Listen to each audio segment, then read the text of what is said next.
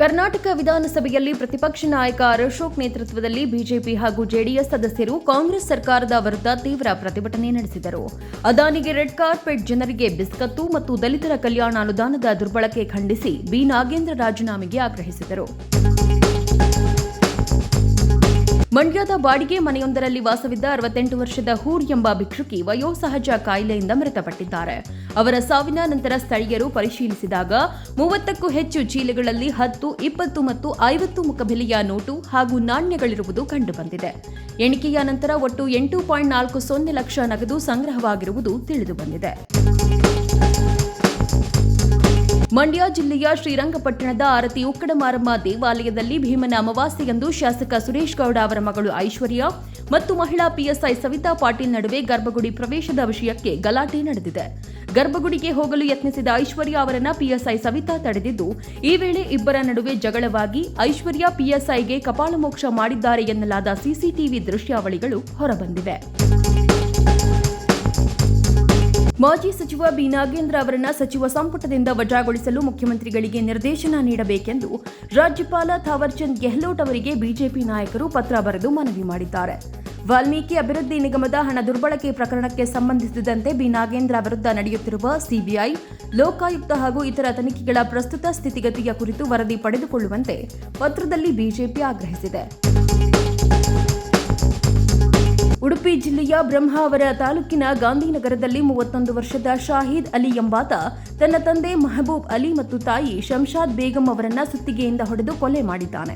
ಘಟನೆ ಬಳಿಕ ಸ್ವತಃ ಆರೋಪಿಯೇ ತುರ್ತು ಸಹಾಯವಾಣಿ 112ಕ್ಕೆ ಕರೆ ಮಾಡಿ ಕೊಲೆ ಮಾಡಿರುವುದಾಗಿ ಒಪ್ಪಿಕೊಂಡಿದ್ದಾನೆ.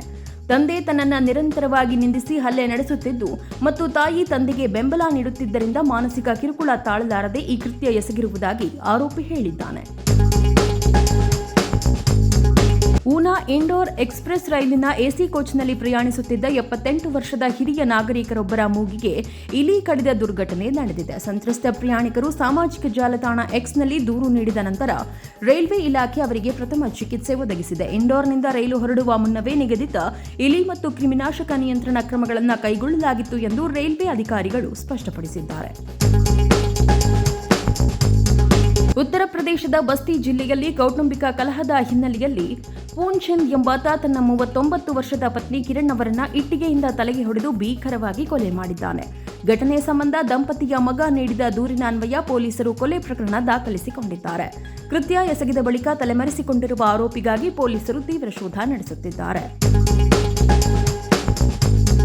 ವಿಶಾಖಪಟ್ಟಣಂನ ಶೀಲಾನಗರ ಮಾರುತಿ ಜಂಕ್ಷನ್ನಲ್ಲಿ ಲಾರಿ ತಡೆದು ನಿಲ್ಲಿಸಿಲ್ಲ ಎಂಬ ಕಾರಣಕ್ಕೆ ಸಾರಿಗೆ ಇಲಾಖೆಯ ಬ್ರೇಕ್ ಇನ್ಸ್ಪೆಕ್ಟರ್ ಪಾರ್ವತಿ ಹಾಗೂ ಅವರ ತಂಡ ಲಾರಿ ಚಾಲಕನ ಮೇಲೆ ಲಾಠಿಯಿಂದ ತೀವ್ರವಾಗಿ ಹಲ್ಲೆ ನಡೆಸಿದ್ದಾರೆ.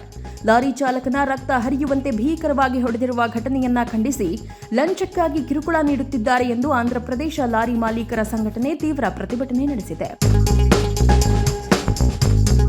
ನವದೆಹಲಿಯ ರಾಷ್ಟ್ರಪತಿ ಭವನದಲ್ಲಿ ನಡೆದ ಸಮಾರಂಭದಲ್ಲಿ ರಾಷ್ಟ್ರಪತಿ ದ್ರೌಪದಿ ಮುರ್ಮು ಅವರಿಗೆ ದಕ್ಷಿಣ ಸುಡಾನ್ನ ರಾಯಭಾರಿ ಸಿತೋನಾ ಅಬ್ದುಲ್ಲಾ ಉಸ್ಮಾನ್, ಯುಎಇ ರಾಯಭಾರಿ ಅಬ್ದುಲ್ಲಾ ಸೈಫ್ ಅಲಿ ಸ್ಲಾಯೆಮ್ ಅಲಿ ನುಐಮಿ, ನೈಜೀರಿಯಾದ ಹೈಕಮಿಷನರ್ ಮಹಮ್ಮದ್ ಸೈದು ದಾಸುರಿ ಹಾಗೂ ಮೊಲ್ಡೋವಾದ ರಾಯಭಾರಿ ಇಂಗಾ ಇವೋನೇಸಿ ಅವರು ತಮ್ಮ ಪರಿಚಯ ಪತ್ರಗಳನ್ನು ಸಲ್ಲಿಸಿದರು. 2025ರ ಸಾಲಿನ ಐಎಫ್ಎಸ್ ಅಧಿಕಾರಿಯೊಡನೆ ನಡೆಸಿದ ಸಂವಾದದಲ್ಲಿ ಯುವ ರಾಜತಾಂತ್ರಿಕರಿಗೆ ಹಲವು ಮಹತ್ವದ ಮಾರ್ಗದರ್ಶನ ನೀಡಲಾಯಿತು. ಸಾಂಪ್ರದಾಯಿಕ ಗಡಿಗಳನ್ನು ಮೀರಿ ಸ್ಥಳೀಯ ಸಮುದಾಯಗಳು ಹಾಗೂ ಅನಿವಾಸಿ ಭಾರತೀಯರೊಂದಿಗೆ ಸಕ್ರಿಯವಾಗಿ ತೊಡಗಿಸಿಕೊಳ್ಳಲು ಕರೆ ನೀಡಲಾಯಿತು.